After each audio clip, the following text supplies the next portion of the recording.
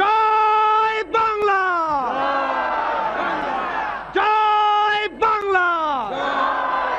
1941 সালের 6 জানুয়ারি নোয়াখালী জেলার বেগমগঞ্জ থানার আলীপুর গ্রামে জন্ম হয়েছিল কিংবদন্তি নেতা সিরাজুল আলম খানের। তার বাবা খোরশেদ আলম খান ছিলেন স্কুল পরিদর্শক, মা সৈয়দা জাকিয়া খাতুন ছিলেন গৃহিণী। 6 ভাই ও 3 বোনের মধ্যে তিনিই দ্বিতীয়। 9 জুন 2023 দুপুর 2:30 ঢাকা মেডিকেল কলেজ হাসপাতালের নিবিড় পরিচর্যা কেন্দ্রে চিকিৎসাধীন অবস্থায় মৃত্যুবরণ করেন তিনি।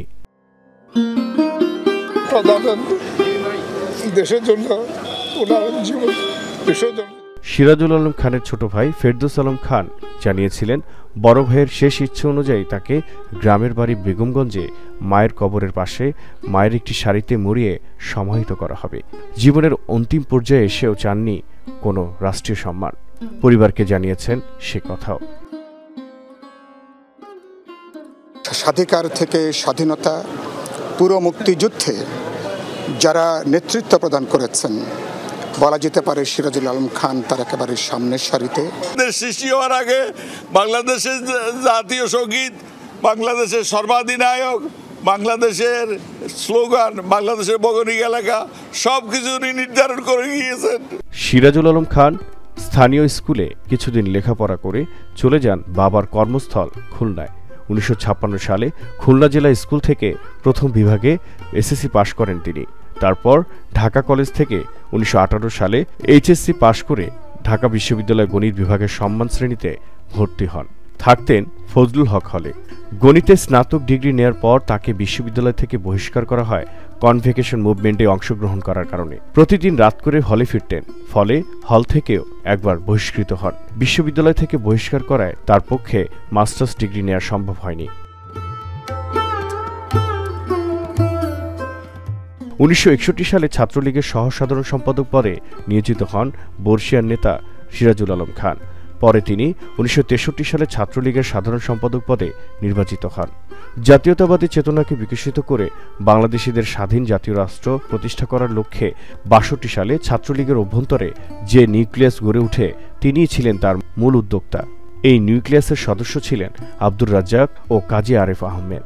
তারপর মুক্তিযুদ্ধ শেষ হওয়া পর্যন্ত এই নিউক্লিয়াসের মাধ্যমে সকল কর্মকাণ্ড পরিচালনা করেন তিনি। 6 দফার সমর্থনে জনমত গঠনে ঐতিহাসিক ভূমিকা পালন করেন সিরাজুল আলম খান।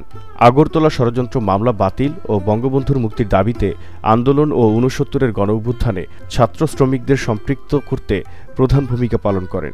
মুক্তিযুদ্ধ শেষে স্বাধীন স্বদেশ ভূমিতে ফিরে আসলে আওয়ামী লীগ ও বঙ্গবন্ধুর সঙ্গে তার বিপ্লবী জাতীয় সরকার গঠন প্রশ্নে মতভেদ দেখা দেয়। ফলে তার সিদ্ধান্ত ও তৎপরতায় গঠিত হয় নতুন রাজনৈতিক দল জাসদ। ঢাকা বিশ্ববিদ্যালয়ের ছাত্র হিসেবে তিনি ছাত্রলীগ কেন্দ্রীয় কমিটির সদস্য এবং পরবর্তীকালে ছাত্রলীগের সাধারণ সম্পাদক নির্বাচিত হয়েছিলেন।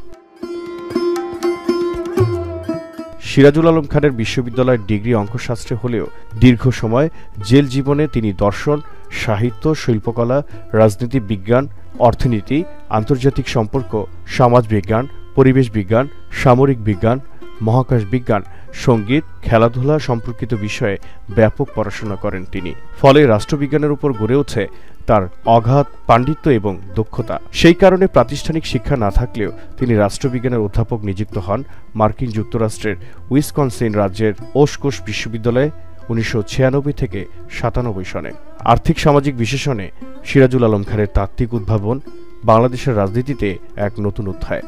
মার্ক্সীয় দ্বন্দ্বমূলক বাস্তববাদের আলোকে বাংলাদেশের জনগণকে শ্রমজীবী, কর্মজীবী, পেশাজীবী হিসেবে বিভক্ত করে রাষ্ট্রীয় রাজনৈতিক মডেল হাজির করেছেন সিরাজুল আলম খান।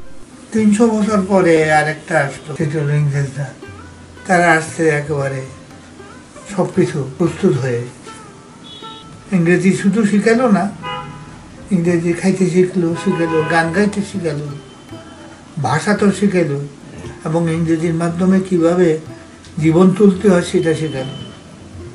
এবং এটা সমাজের একটা বিরাট শ্রেণীকে তারা এডুকেট করলো। কিন্তু কত অংশ উপরতলার ইংরেজরা কিভাবে এখানে কিভাবে দুপুরবেলায় ঘুমাতে শিখবে এগুলা শিখালো তারা। রেলগাড়ি কীভাবে চলবে, স্কুল প্রাইমারি স্কুল কীভাবে হবে, তারপরে চিটাং পোর্ট ছোটোখাটো হোক কীভাবে চালু হবে, কেন চালু হবে? হ্যাঁ, এখানে যেন ট্রেন লাইনটা এখানে থাকে, এখান দিয়ে ট্রেন লাইনটা যাবে যেন চিটাং দিয়ে এটা পাস হন। এটাও চললো 100 বছর। এটারই দ্বিতীয় অ্যাওয়ারনেস বলে। বাংলাদেশকে কয়েকটি প্রদেশে ভাগ করে প্রাদেশিক পরিষদ নির্বাচন এবং প্রাদেশিক সরকার গঠন, উপজেলা পর্যায়ে স্বশাসিত স্থানীয় সরকার পদ্ধতি চালু করার মধ্য দিয়ে ব্রিটিশ পাকিস্তানি ঔপনিবেশিক আইন ব্যবস্থা ও শাসন কাঠামোর পরিবর্তে স্বাধীন দেশের উপযোগী শাসন ব্যবস্থা গড়ে তোলার মডেল উত্থাপন করেন তিনি। But you don't say about hill tax people, they are also poor people. They don't come. Do you know how many Bengalis they have already come in England? Well, not exactly. It is 1.5 million. Oh, no. I'm going to take it from me. One day it will happen that these people will come by swimming or by native boats. একটু উঠে চলে গেল, কথাটা তার ভালো লাগলো না। ফ্রান্সে নিয়ে গেল, খাওয়া দাওয়ার পরে আবার বললে আমাদেরকে আরেকবার একটু বসে কথা বলো। আমি বললাম যে সব তো সাঁতার কাটে আসবে, আর কথা বলে না। এখন যারা ফ্রান্সে আছে সব তো সেটেল হয়ে গেছে আমাদের, ওরাও তো যারা শুনছে দু একজন যারা বেঁচে আছে যে বলে ওয়াইজ ম্যান, তারা বলে, তারা তো আর Sirajul Alam Khan who told that people will be coming by native boats or swimming. তাহলে 100 বছর পরে রামায়ণ মহাভারতের ওই অবস্থা থাকবে না, নামাজ রোজার থাকবে। যাই হোক, 71 সনটা কেন বানায় না, এই কথাটার উত্তর আমাকে কেউ দিতে পারবে। বাংলাদেশে শিল্পায়ন করার লক্ষ্যে প্রবাসীদের অর্থায়নে উপজেলা শিল্প এলাকা এবং পৌর শিল্প এলাকা গঠন করার তার প্রস্তাব ইতিমধ্যে সবার দৃষ্টি আকর্ষণ করেছে। সিরাজুল আলম খান এখন দেশ বিদেশে রাজনৈতিক তাত্ত্বিক ব্যক্তিত্ব হিসেবে পরিচিত। তিনি স্বাধীন সার্বভৌম বাংলাদেশ গঠনের লক্ষ্যে 1962-তে গোপন সংগঠন নিউক্লিয়াস গঠন করেছিলেন। নিউক্লিয়াস স্বাধীন বাংলা বিপ্লবী পরিষদ নামেও পরিচিত। বাংলাদেশের রাজনীতিতে সিরাজুল আলম খান রহস্য পুরুষ হিসেবে ব্যাপক পরিচিত ছিলেন। ভারত পাকিস্তান সৃষ্টি বাঙালির অমোঘ যাত্রাকে ক্ষতিগ্রস্ত করলেও 52 ভাষা আন্দোলন, 66 6 দফা, 69 ছাত্র সমাজের 11 দফা, সর্বোপরি সশস্ত্র যুদ্ধ 71-এ বাঙালি জাতীয়বাদের ভিত্তিতে বাঙালি জাতিরাষ্ট্র বাংলাদেশ সৃষ্টি করল। শেখ মুজিবুর রহমান ও স্বাধীন বাংলা নিউক্লিয়াসের ভূমিকায় বাংলাদেশের স্বাধীনতা অর্জনের ইতিহাসে এক মৌলিক অধ্যায় হিসেবে বিবেচিত।